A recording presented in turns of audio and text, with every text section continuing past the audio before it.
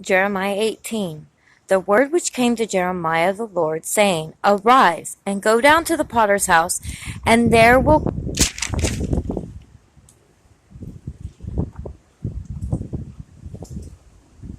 I will cause thee to hear my words.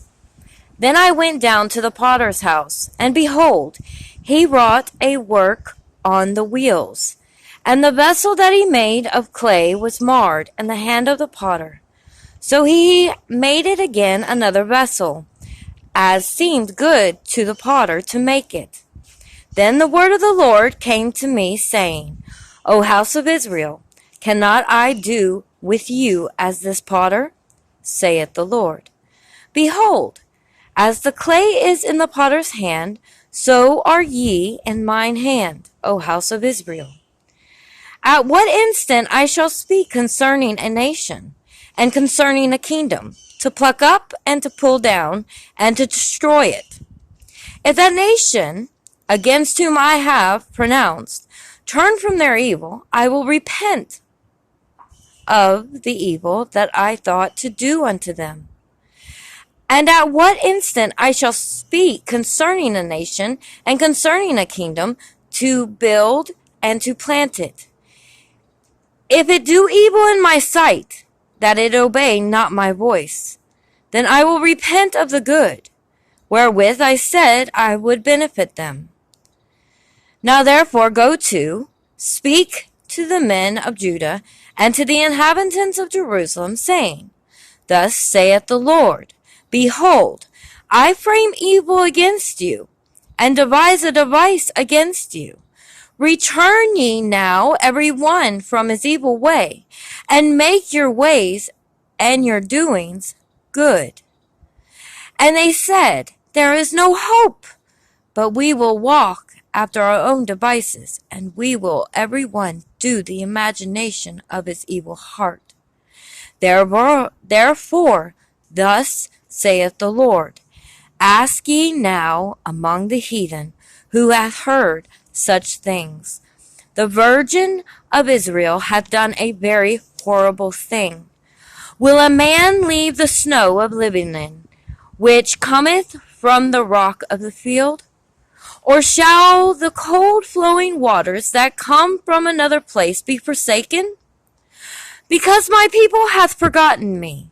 They have burned incense to vanity, and they have caused them to stumble in their ways from the ancient paths, to walk in paths in a way not cast up, to make their land desolate and a perpetual hissing.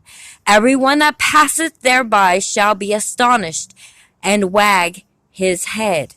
I will scatter them as with an east wind. Before the enemy I will show them the back, and not the face, in the day of their calamity. Then said they, Come, and let us devise devices against Jeremiah. For the law shall not perish from the priest, nor counsel from the wise, nor the word from the prophet. Come, and let us smite him with the tongue, and let us not give heed to any of his words. Give heed to me, O Lord, and hearken to the voice of them that contend with me. Shall evil be recompensed for good? For they have digged a pit for my soul. Remember that I stood before thee to speak good for them, and to turn away thy wrath from them. Therefore deliver up their children to the famine, and pour out their blood by the force of the sword, and let their wives be bereaved, and their children, and be widows, and let their men be put to death. Let their young men be slain by the sword in battle. Let a cry be heard from their houses, when thou shalt bring a troop suddenly upon them, for they have digged a pit to take me, and hid snares for my feet. Yet, Lord, thou knowest all their counsel against me to slay me. Forgive not their iniquity, neither blot out their sin from thy sight, but let them be overthrown before thee. Deal thus with them in the time of thine anger. Thus saith the Lord, Go and get the potter's earthen bottle, and take of the ancients of the people and of the ancients of the priests, and go forth unto the valley of the son of Hinnom, which is by the entry of the east gate, and proclaim there the words that I shall tell thee, and say, Hear ye the word of the Lord, O kings of Judah, and inhabitants of Jerusalem. Thus saith the Lord of hosts, the God of Israel. Behold, I will bring evil upon this place, and which whosoever heareth, his ears shall tingle, because they have forsaken me, and have estranged this place, and have burned incense in it unto other gods, whom neither they nor their fathers have known, nor the kings of Judah have filled this place with the blood of innocents. They have built also the high places of Baal, to burn their sons with fire for burnt offerings unto Baal, which I commanded not, nor spake it, neither came it into my mind. Therefore, behold, the days come, saith the Lord, that this place shall no more be called Tophet, nor the valley of the son of Hinnom, but the valley of slaughter. And I will make void the counsel of Judah and Jerusalem in this place, and I will cause them to fall by the sword before their enemies, and by the hands of them that seek their lives, and their carcasses will I give to be meat for the fowls of the heaven, and for the beasts of the earth. And I will make this city desolate and an hissing.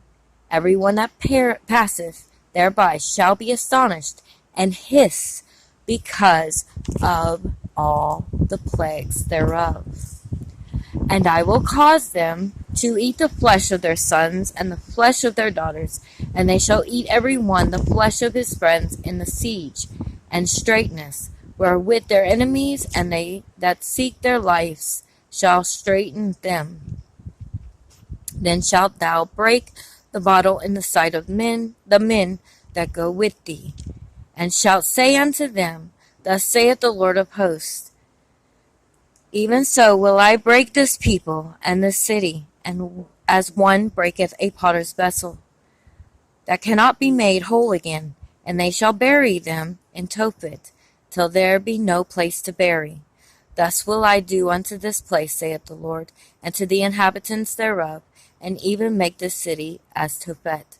And the house of Jerusalem, and the houses of the kings of Judah, shall be defiled as the place of Tophet, because of all the houses upon whose roofs they have burned incense unto all the hosts of heaven, and have poured out drink offerings unto other gods.